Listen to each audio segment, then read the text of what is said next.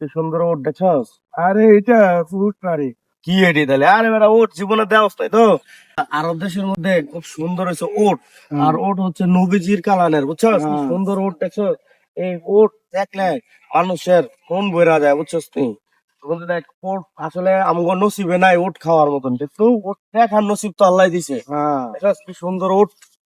তোতে কেমন লাগতেছে বন্ধু? খুব ভালো লাগতেছে, ও ক্যামেরা ছাইয়া তো কেমন লাগতেছে? খুব ভালো লাগতেছে, খুব ভালো লাগতেছে। উটগুলা দেখতে খুব তবে সিলেটে ওট আছে নি?